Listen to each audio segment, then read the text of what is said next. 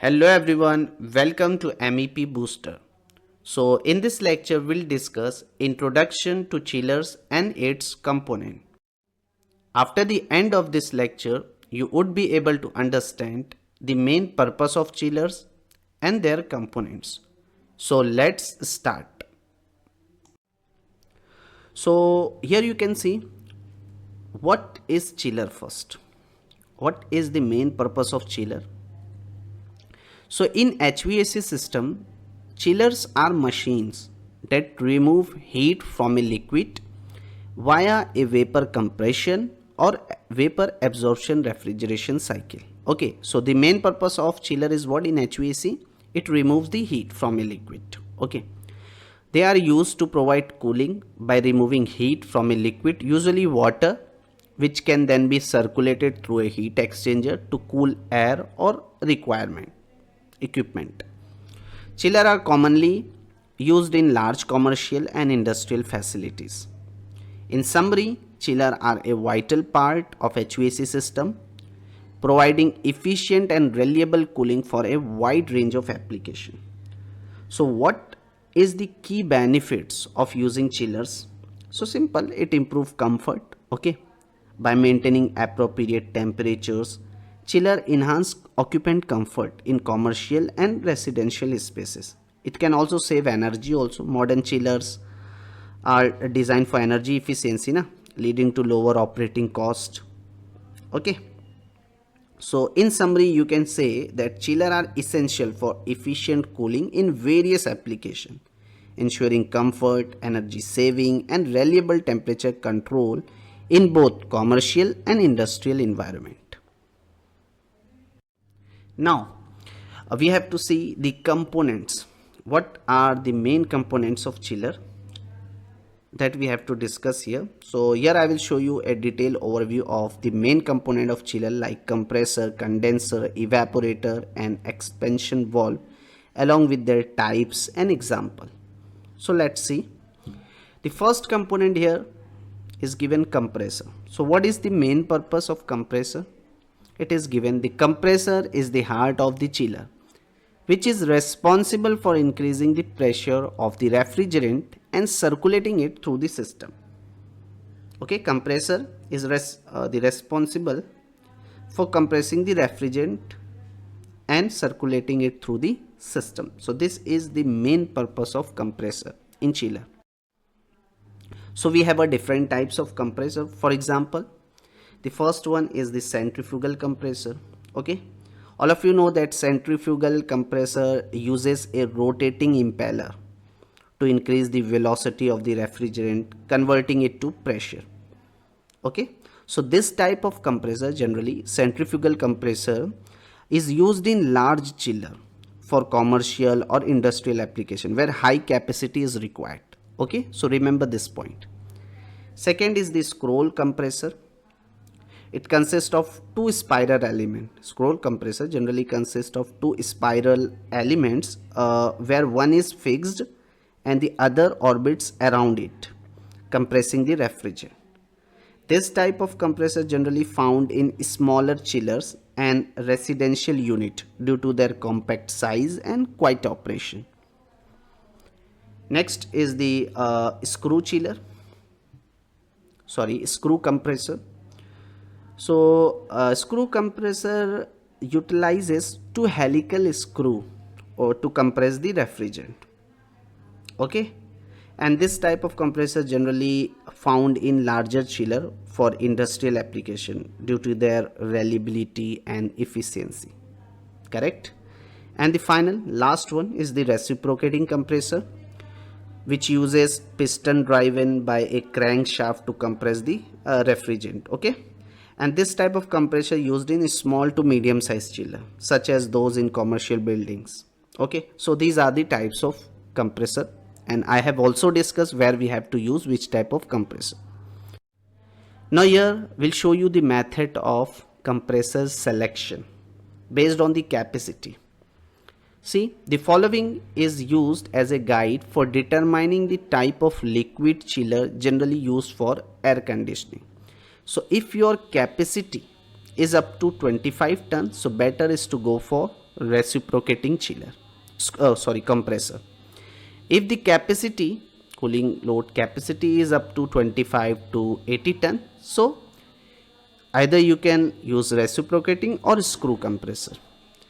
And if the capacity is 80 to 200 ton, so reciprocating screw or centrifugal suggestion is given. And if it is more than 200 ton up to 800 ton, so on that time don't need to use reciprocating. Here the suggestion is given which type of chiller we have to select, either screw or centrifugal. Okay, and if the capacity is above 800 tons, so the recommended compressor is given centrifugal. As I already explained you in previous slide, that centrifugal compressor generally used in larger chiller for commercial and industrial application where high capacity is required. Okay, so these are the methods of selection of compressor. Now the next component of chiller is the condenser. So what is, all of you know, the condenser cools and condenses the refrigerant from gas to liquid by releasing heat to the surrounding environment. Okay, so this is the main purpose of condenser. So we have a different types of condenser that also we have to discuss here.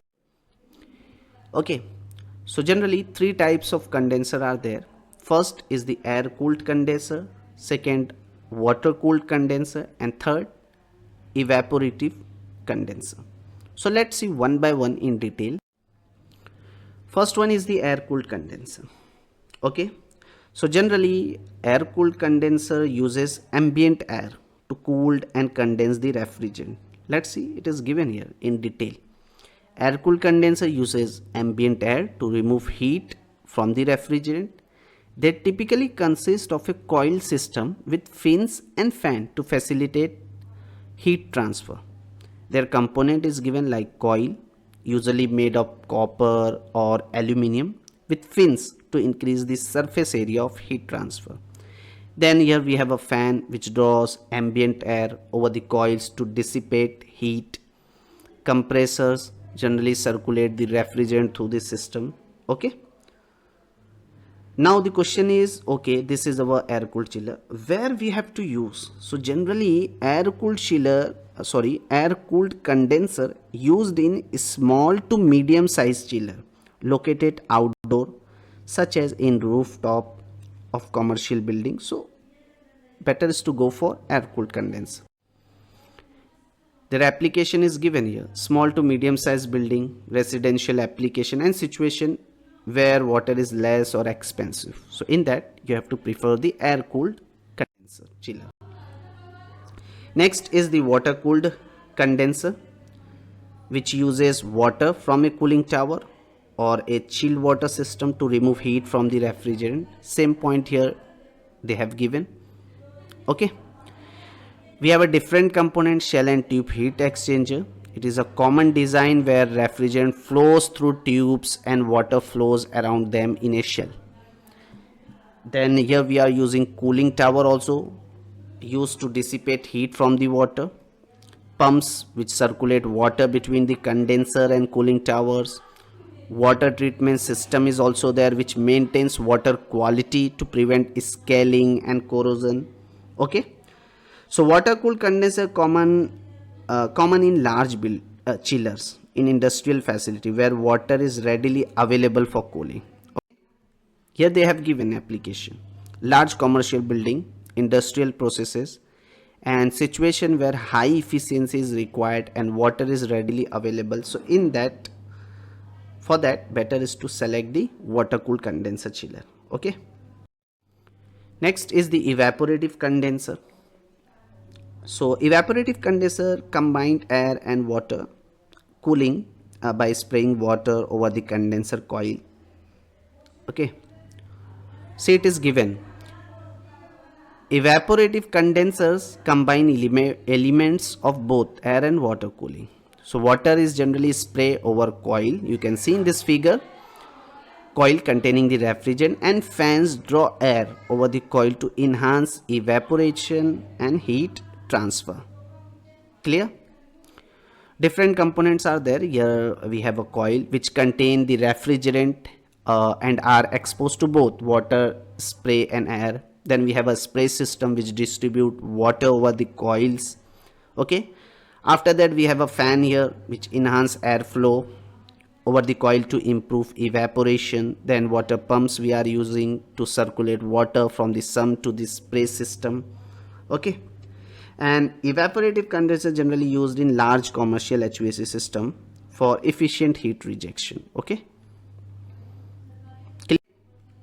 so it is given here the application: medium to large building, industrial application, and situation where both water and space are limited. So in that you can select the evaporative condenser chiller. Okay, hope all of you understood this thing. Now the third component of chiller is evaporator. So what is the main purpose? Let's see here. The evaporator is where the refrigerant absorb heat from the process fluid. In simple language, you can say the evaporator generally absorb heat from the water or air that needs to be cooled, causing the refrigerant to evaporate from liquid to gas. Okay, so we have a different types of evaporator. Let's say shell and tube type evaporator. Okay, which comprises a series of tube where the refrigerant evaporates as it absorbs heat from the water flowing through the shell. Okay, then we have a plate and frame evaporator chiller. So plate evaporator is generally made up of thin plates that create a large surface area for heat exchange. Okay, where refrigerant flows between the plates. Generally this type of evaporator common in compact chiller design for commercial spaces due to their efficiency and space saving design. And the tube and shell type of evaporator are used in large chiller system, particularly in industrial application we are using. Then we have a flooded evaporator chillers, dry expansion evaporator chiller, DX coil evaporator chillers, falling film evaporator chillers. So different types of evaporators are there. Okay, so now the next and last component. Here many other components are also there, but I am just showing the main components. Okay, next one is the expansion valve. All of you know the expansion valve generally regulates the flow of refrigerant into the evaporator, reducing its pressure and temperature as it enters. Okay, so here also we have a different types of expansion valves. So three types of expansion valves are there. In that, the first is the thermostatic expansion valves, electronic expansion valve, and third one is the capillary tubes. So let's see each type of expansion valve in detail. First is what? Thermostatic expansion. All of you know that thermostatic expansion valve generally, this type of expansion valve automatically adjusts the flow of refrigerant based on the temperature of the evaporator. Okay, see, it regulates flow based on temperature of the refrigerant. Now the question is where we have to use this type of expansion valve. So remember, thermostatic expansion valve commonly used in commercial and residential chiller to ensure efficient cooling. Okay, second one is the electronic expansion valve, which uses electronic control to precisely regulate refrigerant flow, improving energy efficiency. This type of expansion valve found in modern HVAC system where precise temperature control is required.